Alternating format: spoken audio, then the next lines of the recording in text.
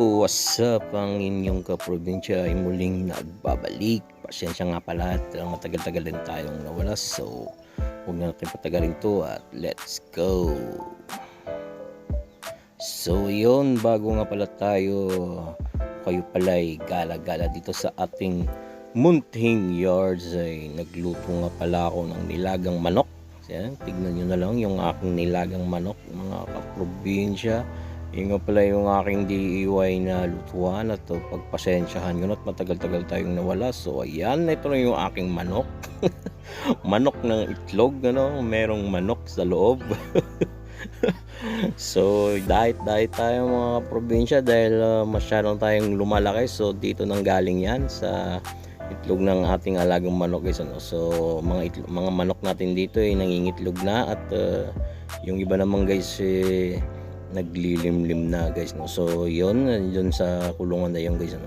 So ito yung ating yards at tingnan nyo naman at maliwalas ngayon dahil nga kakatapos lang guys ng tag-init guys, malakas na yung ulan dito. So ito nga pala yung ating bagong alaga rito sa ating yards, yung kalapati. So yun, nag-alaga tayo nito dahil nga nainganyo ako dun sa napanood ko sa sa Facebook guys nung nakaraan.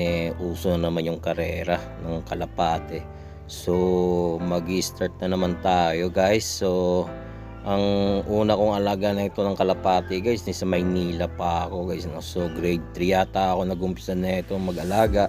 So ngayon matanda na tayo, hindi naman masyadong matanda guys.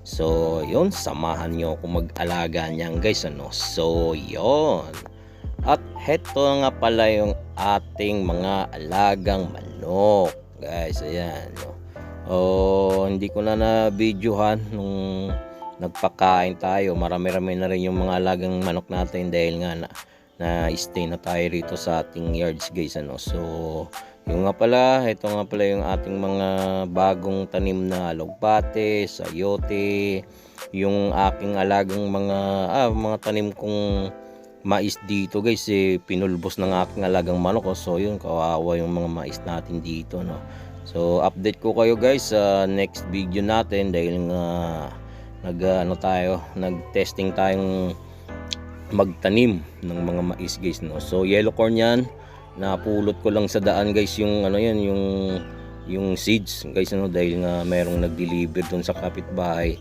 ng ng mga yellow corn. So ito yung mga natin, yung mga alagang tanim na mga tawag dito, mga ano bang tawag ron, nakalimutan ko na, basta yun na yun. So ito yung another na natin na lugbate. So konting lang at makakapagluto na rin tayo. So yan, tingnan nyo naman, tumaba-taba na yung mga lugbate natin dahil nga umuulan na rito. So pagpasensya na yung yung ating lugar dahil nga maraming dahon. So malakas yung dito, yung hangin. So yon yung iba nating alugbate mga kaprobinsya. Yan.